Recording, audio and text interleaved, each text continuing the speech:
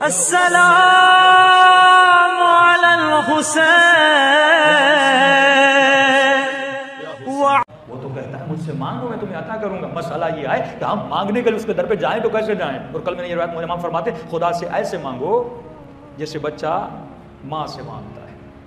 تو مولا بچے کے پاس تو زبان نہیں، تو امام فرماتے ہیں پھر ماں سمجھ کیسے جاتی ہے کہ مولا روتا ہے، کہ تو بھی رو کر اس سے مانگ۔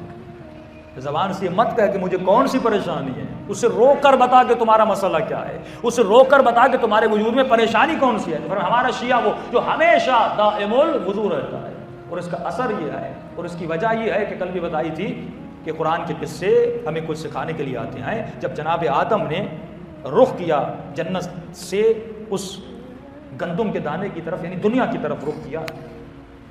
تو مولا فرماتے اپنے پاؤں سے گئے، اپنے ہاتھوں سے گندم لی، گندم اپنے سر پہ رکھی۔ اس دن سے اللہ نے واجب کیا اب جب بھی میری دربار میں آؤ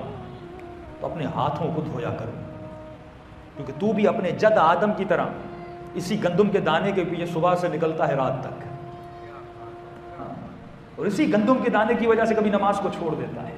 اسی گندم کے دانے کی وجہ سے کبھی اس کی نافرمانی کرتا ہے، اسی گندم کے دانے کی وجہ سے کبھی امام زمانہ کی کس کی محبت میں؟ بچے کی محبت میں، بیوی کی محبت میں، ان کا پیٹ بھرنا ہے۔ لیکن تمہیں یہی نہیں پتا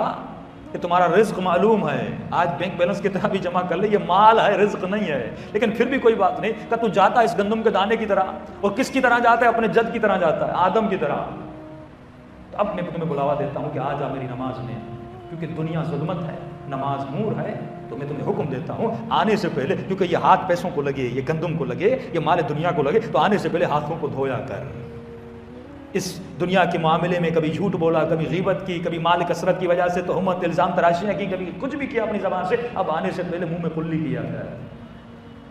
آنے سے پہلے اپنے ناک میں پانی ڈالا کر، کیونکہ اس ناک کو جنت کی خوشبو کو سونگھنا ہے۔ اور یہاں تک فرمایا جب وضو کرو تو آنکھوں کو کھول کے وضو کیا کرو، کیونکہ ان آنکھوں نے گناہ کی نامحرموں کی طرف دیکھا، حسرت کی نگاہ، حرص کی نگاہ۔ یہ کل پہ اس پہ آؤں گا کہ وہ مطالب جو مومنین کو پتہ نہیں، آنکھ سے صرف نامحرم کے گناہ نہیں ہوتے، آنکھ سے اور بھی بہت سارے گناہ ہوتے ہیں۔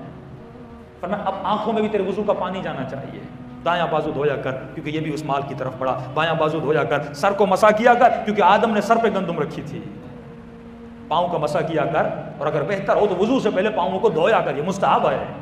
پاؤں کو دھویا کر تاکہ تمہارا وجود ظاہری طور پر پاک ہو جائے، کیونکہ تو میری دربار میں آنے والا ہے، تو مجھ سے باتیں کرنے والا ہے۔ اب مولا علی فرماتے ہیں، مولا فرماتے اللہ کی آواز آتی ہے جب میرا کوئی بندہ نماز پڑھنے کے بعد اپنے گناہوں سے توبہ کرتا ہے تو اللہ کی آواز آتی ہے مجھے اس گنہگار کی توبہ اپنے ملائکوں کی تسبیح سے زیادہ پسند ہے، کیونکہ یہ پاکیزگی کا ایک قدم لے کر میری طرف آیا ہے۔ تو ظاہری پاکیزگی وضو کے ذریعے سے، غسل کے ذریعے سے ہوتی ہے، اس کا دوسرا درجہ ہے شکم کی پاکیزگی، وہ ایسے ہوتی ہے جب اس پیٹ کو نظم الہی کے مطابق چلائیں گے۔ اگر آپ زیادہ کھائیں گے تو مولا فرماتے ہیں بیماریوں میں چلے جاؤ گے، لیکن اگر اسی پیٹ پہ کنٹرول کرو گے تو مولا علی فرماتے ہیں اپنے صحابی کو قبرستان میں لے گئے اور مولا فرماتے ہیں میں حکم دوں یہ قبر کے مردے بلند ہو جائیں، کہاں یا علی؟ امام نے حکم دیا سارے مردے بلند ہو گئے، اور امام فرماتے ہیں ان سب سے پوچھو ان کے مرنے کی وجہ کیا ہے؟ تو اکثر قبروں سے اٹھے ہوئے مردوں نے کہا کہ یا علی ہم سب پیٹ کی وجہ سے مر گئے، کہ جو مومن پیٹ پہ کنٹرول نہ کر سکے یہ ابتدا ہے، یہ ابتدا ہے۔ جو سفرے پہ بیٹھ کر کنٹرول نہ کر سکے، جو چیز پسند نہیں کبھی ہاتھ نہ لگایا کرو، جب تک بھوک نہیں تب تک کھایا